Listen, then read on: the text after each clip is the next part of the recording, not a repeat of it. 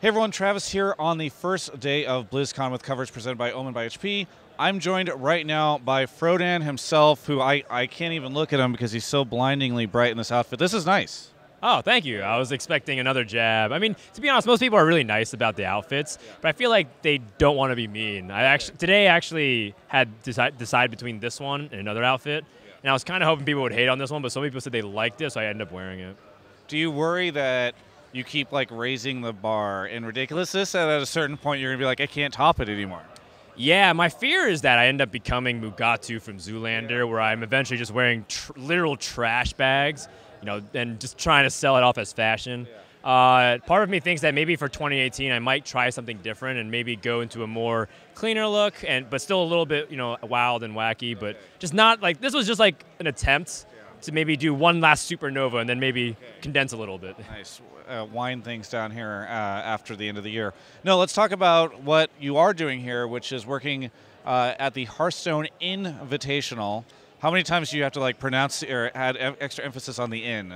It's actually directly written in our show notes. Yeah. Please emphasize "in" for as long as we can, nice.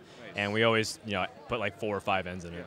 I'm sure that that doesn't get old with anybody. No, let's talk about it. So this is a very different format from what I saw last year at BlizzCon. What do you think of sort of the change in pace and sort of the different format? Well, I think it's a cool symptom of just how Hearthstone's expanding as a whole in terms of the competitive scene and what Blizzard really wants to do with it. Hearthstone is a very interesting spot, and I'm sure we can talk about it more about its current state, but they're really understanding the power of marketing through events.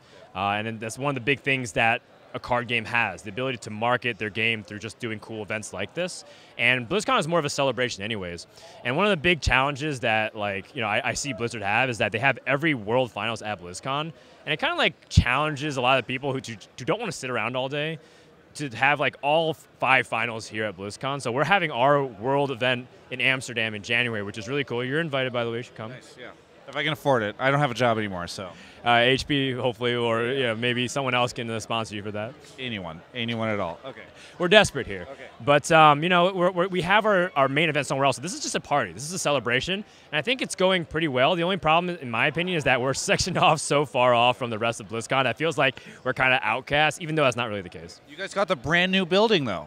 Yes, the brand new building that you have to walk through a sky bridge and walk down 2 escalators into the basement of, and it's a really great space once you're here, but I had trouble finding it, and I'm supposed to work here. Yeah. It's a nice way to kind of escape the event. Let's put it that way. That's a nice way to put it.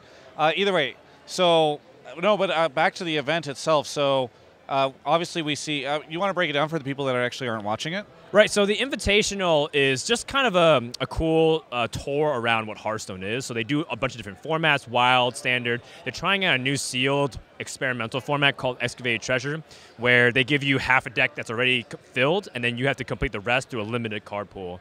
So it's a cool little thing, and everyone loves that format a lot more. Wild and Standard definitely has a lot of things that we either hated in the past or currently hate now, so it's very refreshing to see that. And then they have the team dynamic, which they kind of have this weird debate podium thing, but it actually looks really cool. And they have team comms and dynamics. And that's another evolution in the competitive scene. Team tournaments are really taking off, and people love listening to people talk about it and banter. Yeah. Very, very good. Is there any team here that you think is favored? Definitely the Chillblade Champions. They have RDU, Navi. Crusaders? Sorry, Chillblade Crusader. Chillblade Champion is an actual card in Hearthstone. And they have 3 players who are all competitive level, who have all gone to championship events or won tournaments. And the other teams definitely have more personalities or streamers as opposed to actual competitive players. Very good. So they are maybe the favorites here. Any interesting moments that I've missed as I've been roaming the floor on my first day? One of the most interesting moments for me was that I actually watched opening ceremony from the Overwatch stage, because they gave us 30 minutes to walk around the area before, because I'm going to be here all day, might as well explore. Yeah. And the Overwatch area loved the Hearthstone presentation. If there's one thing that I feel like Hearthstone's really good at doing, is kind of bringing you back into the world. Yeah. If you watch another esports event from photos, it's kind of hard to tell TI from League Worlds, from HOTS at BlizzCon, because the stages kind of look chrome and the same, but colors on one side of the audience, colors on the other side. Right, with PCs and a Korean playing behind a PC. So it's a little hard to tell the difference, but in Hearthstone you always know exactly where you are. And from the very get-go, every BlizzCon presentation, just no disrespect to any of the developers, they put a lot of hard work, they put out good content, but it felt kind of the same. They're like, we're really excited about the upcoming content in 2 months. We hope you guys enjoy it. You can test it now on the floor, and we'll see you guys next time. And then that's it. But right away, Benbro sits down. He's roaring with laughter. He's showing you adventures. People are super into it, and they were almost as loud as they were for the announcement of Moira, the new Overwatch hero. And it's like cool because Overwatch is such a different crowd than Hearthstone. So it's an interesting thing that I saw that just like really reminded me why everyone loves Hearthstone in general, and they usually come back and check out what's going on. I mean, if you pit Benbro in any of these games, I feel like you're going to get a lot of cheers from the audience.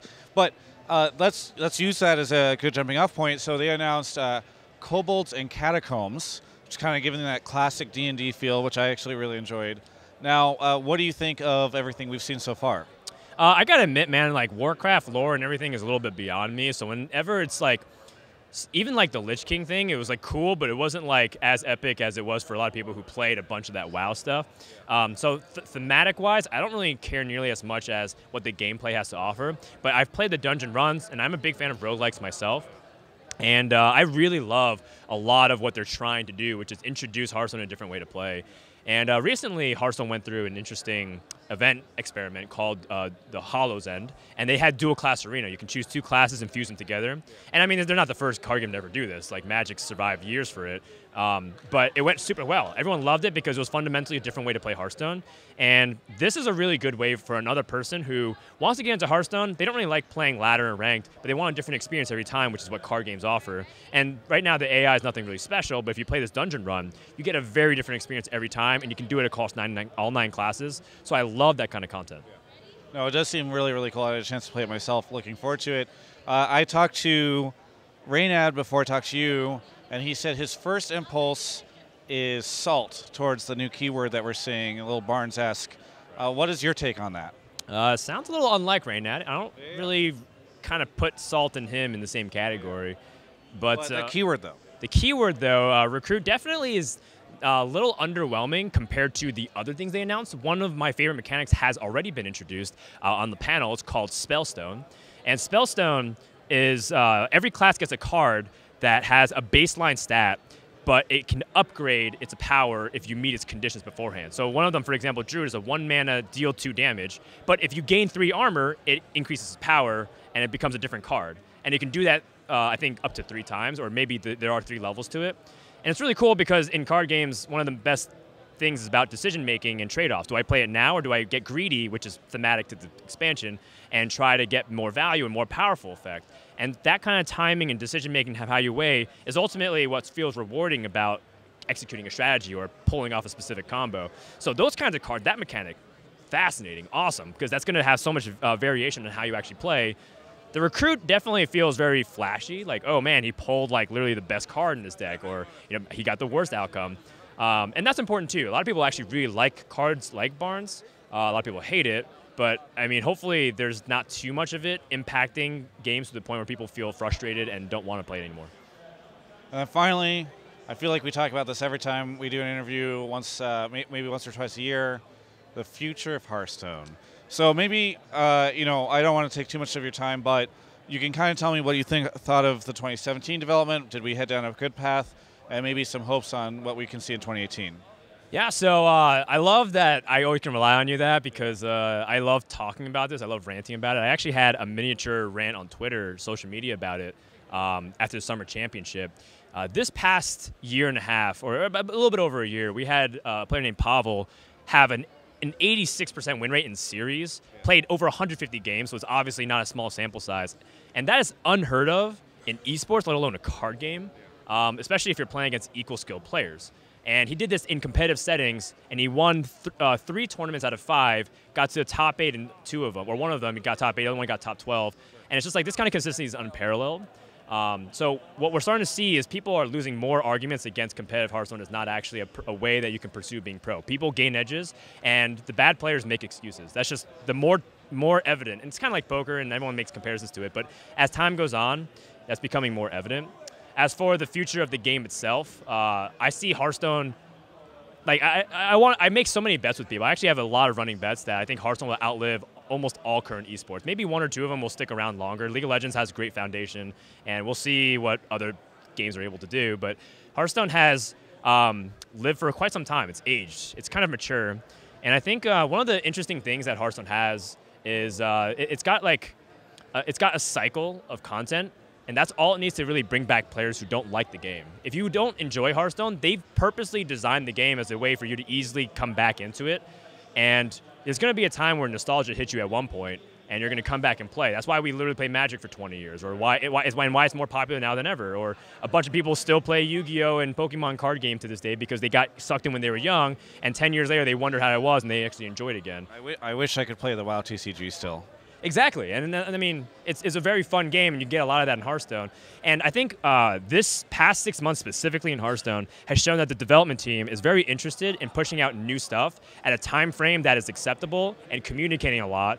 And I've even just talked to them this past weekend. It's like they're starting to understand their workflow system. They understand how to push things out quicker, and more importantly, they're giving results with better events, cooler features. And I just think that, Hearthstone in 5 years will still be around. And a lot of games that you look at right now, they feel like just the way that the community and developers and the way esports is so fluid, it feels like it could disappear any year. And even though it's not true, people are saying every game is dying. But I think Hearthstone will outlive almost all of them.